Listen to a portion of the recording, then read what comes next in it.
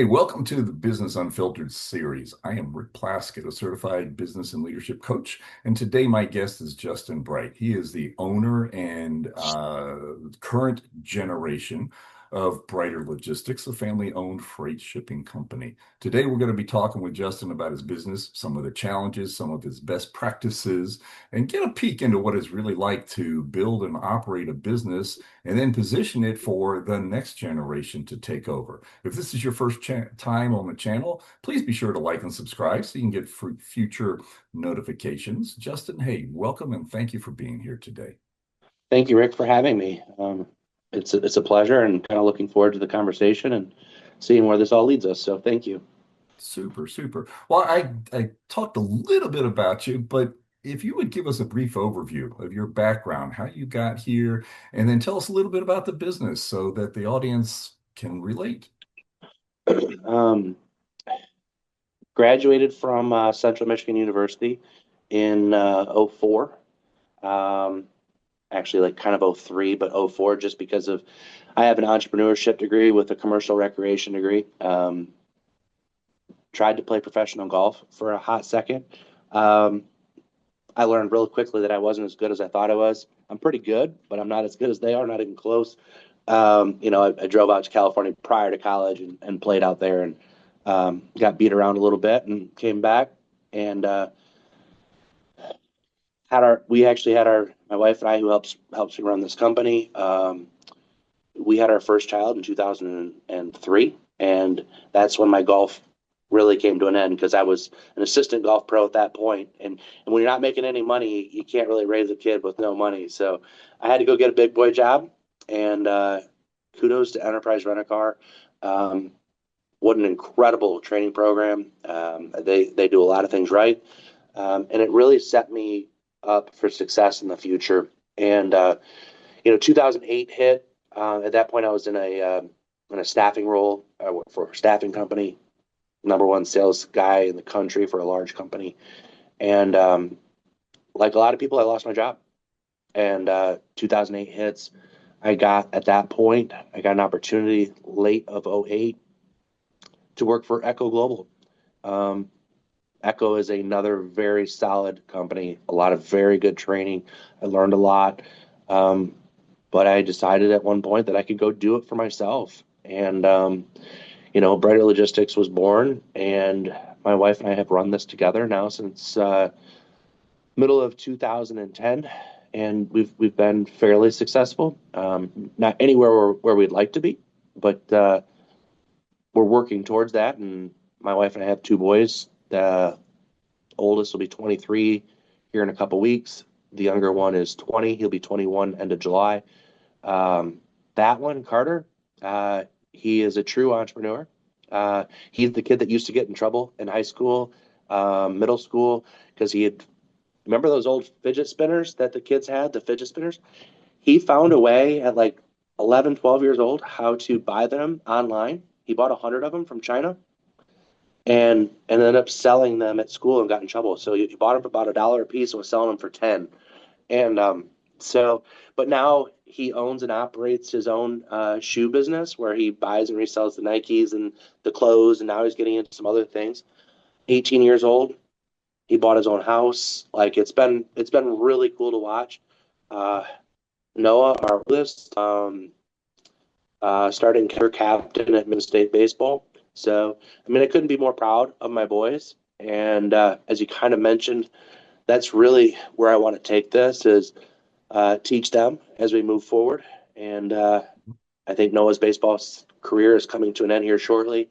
And then, really start to teach them and work on a succession planning part of this, right? I might only be 46, but it takes time. It really does take time. So, Yes, it does. Yes, it does. And the fact is that it takes time because their entire education process was conditioning them to be a great employee. And the got it. kudos to you and kudos to your son for recognizing that there is a different way. And business ownership, entrepreneurial ownership is a completely different world. And America's institutional education system just really doesn't tap into that. You've got to search that out on your own. So, They they really want you to go work for somebody else. They really do, and they really want you to mhm. not think for yourself. There's a lot of Yep. stuff they try to really get you agreed. I Carter, my younger boy running, brighter kicks. He barely passed graduated high school. I mean, so it's like one of those things where, you know, he knew what he wanted and college was never going to be for him. I even think that Noah, our oldest boy, I don't know that he would have gone to college either if it wasn't for baseball, right? And baseball Mhm. is what kept him there. So, I mean, he did very well in college. Grades were very good, but like it was never a focus. If you asked Mhm. him, he'd be like, I'm here to play baseball. I'm here to play baseball. That's what I'm here for. Excuse me. You know, that's it's a great vision and a very mature vision for younger kids that recognize that it doesn't matter what society says or what all of their school counselors say.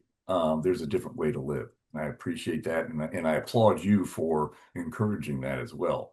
Let's Thank get you. focused on your current structure. You're the creator of Brighter Logistics, so we're going to the second generation is your desire. What's the current ownership structure of the company? You mentioned you and your wife. Are there any outside investors, or are you solo? We're solo. Okay. Have always been solo. Not a big believer in taking on a ton of debt. I have a little bit, but not, I know there's a lot of companies out there that, Hmm. grow, grow, grow. Um, I've had other businesses and have other businesses, but those I've had partners in, it's never worked out well. I've had to buy them out. It's just not my personality. I don't do well.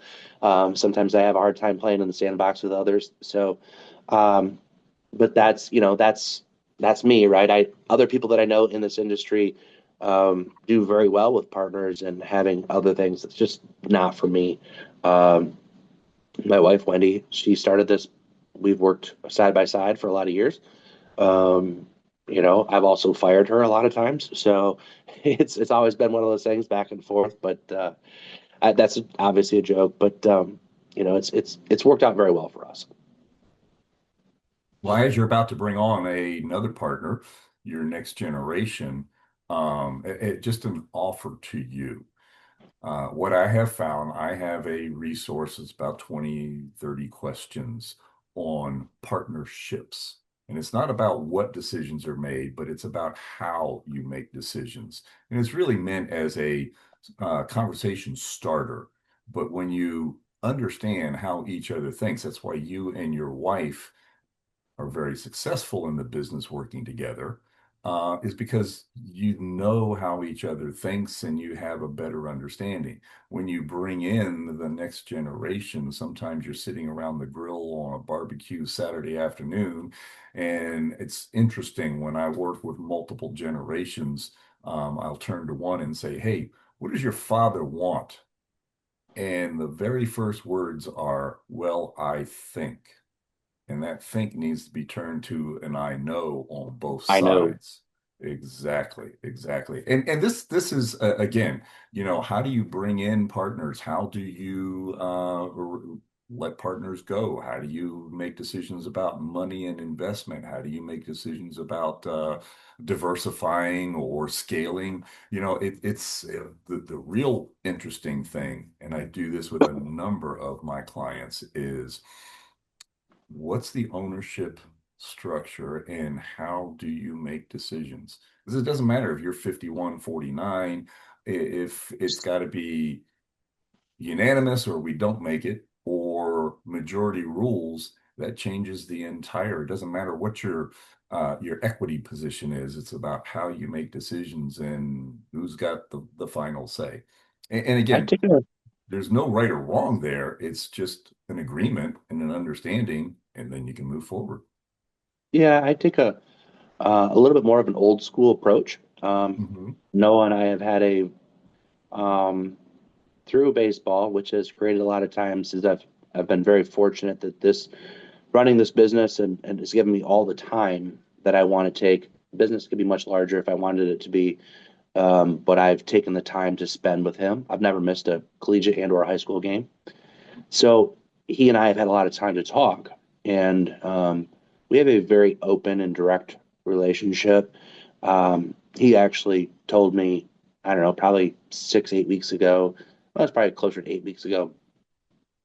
Baseball, he was struggling a little bit, and it gets into like, what are you gonna do after this? And we're talking about it. And he's like, if this is how you're gonna be, and you're gonna like push me and all these things, I'm never gonna work for you. And I said, young man, let me tell you something. Like, if you think you're gonna come work with your mom and I, and you're gonna do this with us, and you're gonna learn, you're not starting at the top.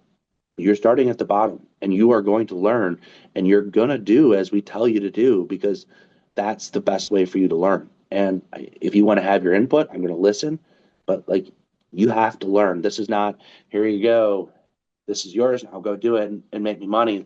Um, Old school me says that that doesn't work, and he's got to learn. And both my boys have cold called for us at some point, and that's where he's coming back into. So it's one of those Mhm. things where I just want to, like, get after it with him. And many conversations after that, Rick, like, he finally gets it. He has a very serious girlfriend that he lived with this year at Michigan State. Um, she has gone back and forth of like wanting to work for us and wanting to learn too. So it even gets a little deeper. And again, at another baseball game the other day, and I'm like, sweetheart, I love you, but you have to give me a decision by Thursday, which is today. So I'm like, I'm not playing this game with you. Like, if you want to have a big girl job and you want to learn, I will be the number one teacher. Wendy will teach you. We will teach you. We'll teach you how to have your own freedoms, make your own decisions. We will teach you all of those things. And you'll have what's really nice about this for them that Wendy and I didn't have, because when we started this, we had little kids, is like, they're going to have the security of a paycheck, right? Where we didn't have that security. And they're going to have that security, and they're going to have that time, that in 10 years from now, when they're 32, 33 years old, I mean, they could be in an incredible place in their life, right? So but I don't believe in just handing things over and saying it's all yours now. I can't do that. I just can't. No, It's just no. not my personality. Justin, let's dig a little deeper into that. You mentioned money and security, and it's always nice to be able to give the next generation something that we didn't have. I'm curious. They're coming from a college environment where they have a syllabus, they have an entire um, semester schedule. Have you created a schedule of, hey, this is what it takes? Here's the required development program to be an employee for Brighter Logistics, and here's the schedule for the 201 of becoming a an equity partner, and here's the 301 or 401 for becoming an owner. Do you have that type of We're mapped out probably for them? we're probably somewhere between the 201 and 301. I've Okay. been very very direct with them. Some of this is going to have to see how it plays out a little bit too, Mhm. and how they do. Um, the best part, I think, right now is that the baseball has taught Noah how to be able to grind at a high level. And one of the things that I'm most proud of, um, is his work ethic. If you Mhm. ask any of the coaches at Michigan State, there is nobody, and you hear this from everybody. Everyone's like, "Oh, nobody's gonna outwork my son. Nobody's gonna." Legitimately, Rick, um, first one in, last one out every day for 5 years. If that was at his JUCO that he went to for 2 years, then the last 3 years at Michigan State. Like I said, he'd get there at 9 and not leave until 9. I mean, he's not afraid Mhm. to work, and he's been around me long enough to know that when we weren't doing baseball or there wasn't things that I needed to be at, I might be at work till 9, 10, 11 o'clock, right? And he's seen that, and that's where Mhm. I mean, I learned that from my dad, right? My dad's Mhm. the hardest working guy that I know. He was an oil geologist, um, and like, he'd be gone for weeks at a time, work 20 hours on, get a 4 hour nap, and go back at it, right? Because the oil rig doesn't shut down, right? So Right. he had to. Um, but my dad also missed a lot of stuff. And, so it's one of those things. I didn't want that. I mean, there is Yeah. something about having an incredible work ethic, but there's also something about being present.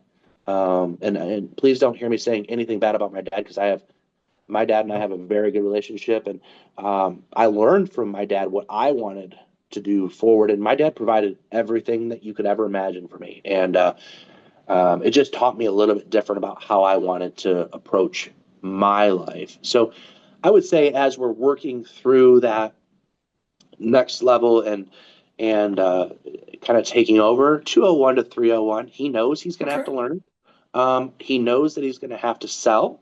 He's going to have to manage some employees at some point. He's not ready for that yet. I mean, Hmm. I had enterprise rent a car to Brinks Home Security to the staffing world. And every one of those things taught me something about running a company, right? I was a general manager for Brinks Home Security at 26 years old. I mean, I was running the entire Detroit metro market, Hmm. right? So I had all these things that taught me.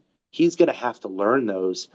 And there is no school that I know of that teaches you how to do that. There's no book that I'll take that back real quickly. There is books that will teach you how to do that, but not a school book that will teach you how to do that.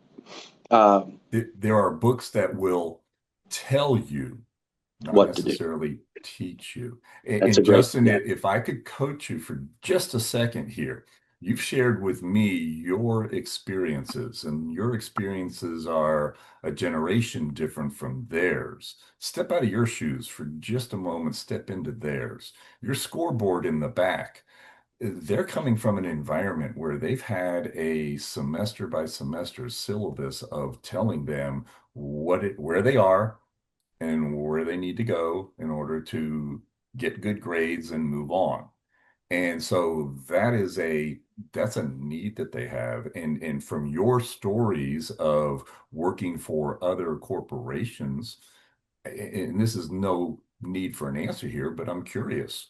Would you want Noah and his girlfriend to take a sabbatical someplace and work for another company before coming back and then giving them, some sort of equity position in the company? That's a rhetorical question. I don't want you It's a answering that, but Well, it's been talked about, right? okay. And actually talked about with her dad. And Hmm.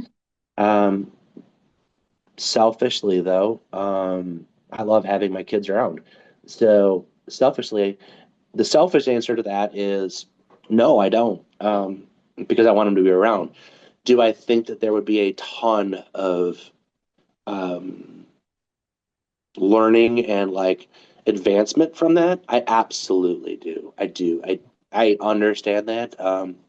But again, the selfish side of me is like, you know, I want them to be there. I want to go do things with them. I want to be able to, go to the lake and hang out. I want to go fishing and hunting with them and do all the things. Um, you know, and and both of them are very family oriented people. Hmm. Like very, very much about the family, both sides, him and his girlfriend. And I think um, if they did leave, they wouldn't be gone for very long. They would get homesick. So it'd be interesting to see. But I think they should. I mean, I did, Hmm. right, and it Hmm. worked out very well for me. Um, but Again, I challenged you on that simply from a view of communication. And sometimes in business and in life, you have to be the tough love parent for the long-term benefits. So agreed. I how agree. how would you define your leadership style right now? And is it something you see that's going to change with the change of bringing on the next generation? I'm old school again, so I'm a little bit hard nosed. Being I've learned how to be softer. I've learned how to have more empathy for my employees. I've learned how to um, not necessarily always be so direct, because some people don't take well to direct, which that's the only way that I personally want it. I want to be very direct, get to it, let's get to the next step, right?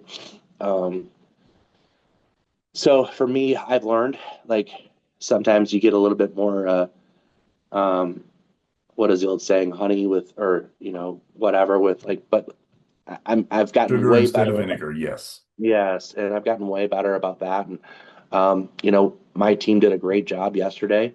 We had a great day, and first thing this morning, I sent an email and said, "Great job, you guys! I really appreciate the hard work. Keep doing it. Let's continue that role today." And it's one of those things. So it's like, Mhm. if you would have asked me if I would have done that 10 years ago, no chance. um, Maybe I'm Okay. getting softer in my old age. I don't know, Rick, but like it's been one of those things No, where I've no, learned. no, stop. Justin, I'm going to give you a compliment now. I've asked you a Yeah. couple of tough questions, but you've gotten wiser. Yeah, I appreciate that. I would like to think I've gotten wiser too, because it does help. Like I don't get as upset as quickly or as often. A lot more things roll off my back that used to not roll off my back, Mhm. and then they'd sit there. But I've learned a lot of that through reading, right? Through Mhm. the books have been incredible for me. Like that's one of the best things that's ever happened to me is like getting into, and I use Audible, but like I Mhm. have a lot of time in the car, so I use Audible all the time. Awesome. Awesome. Well, listen, we have covered an awful lot of ground here, and I really appreciate you sharing with us your vision of the next generation and where you're going to take your company. And for those of you watching, I highly encourage you to save this and come back a couple of times. And if you've got the forethought of looking at the next generation of your business, I invite you to get in touch with Justin. In fact, Justin, what's the best way for people to get in touch with you if you've I think sparked their interest or if they just want to be your next new customer? I think the best way is always email for me because I am on the road so much. Okay. It's my email is super simple. It's J as in Justin, B as in boy, R as in Robert at Brighter Logistics. So BRIGHTER logistics.com. Mhm. And I think that's always the best way. Go to our website, brighterlogistics.com. All of my information's there. Always happy to help. So, Super. excuse me, I've had a little bit of a head cold, so I'm just working through that. I understand. I can relate. So listen, as we wrap up today, I want to hit a section that I call rapid fire questions. I'm just looking Okay. for top of your mind, first thoughts that come through. What's your key to success, Justin? Work ethic. Super. What's a piece of advice that you would give to other business owners or maybe to the next generation business owners? Learn faster than I did on how to not let things affect and continue to affect you. My 2026 mantra has been put the blinders on and keep moving forward. Super, super, super. You mentioned Audible. What's a book that you've heard recently that you would recommend to others? Oh, there's so many good ones. Um, I go this doesn't go to the work ethic or anything. One of the things that I really enjoyed, really enjoyed, was Shoe Dog. It is about Nike and how it was brought through all the things. But if I'm going to go on to something else, Living with a Seal, um, which it was incredible as well. So like I think that. And the third one, if you're going to set goals and do the things, there's no plan B for your A game, which I love. Awesome, awesome. I love that Uh, book. that one sounds intriguing to me. Justin, if you had one area of your business that you could wave a wand and magically by tomorrow morning it would be exactly where you want it to be, what would that area be? There's one area, oh, Hmm. the sales side of it for me, right? I'm at the end of the day, sales drives everything, right? Makes everything work better. It would be 100% sales. It's been the hardest Let, thing let, for me in business as let hiring me, salespeople. if I can dig down into that then, sales or marketing, pipeline or closing the deal. It's the sales side of marketing in my industry. You could spend all the money you want and do all the things, and it doesn't necessarily. Sorry, spam call. But that doesn't necessarily get you anything. This industry is very much about being in front of people, being in front of your customers, and Mhm. or on the phone for this Mhm. world. Yep, understand. Last question of the day. Justin, what is inspiring to you? both my boys. At the end of the day, uh, where they're at, where they've come from, what they're doing. My family. That's at the end of the day that drives everything Super. for me. Super, super, super. Hey, Justin, thank you so much for sharing with us today. And thank you for the rest of you for listening in here. If you want to get more of these into the future, please like and subscribe. We'll be talking to other people. But for today, I'd go back and listen to Justin a couple of times. I'm definitely going to do it because succession in the next generation of taking over businesses, successful businesses, and keeping them successful is absolutely something that is becoming more and more of a driving engine in this world of marketing. So, folks, thank you for listening today and make it a great day. Bye for now.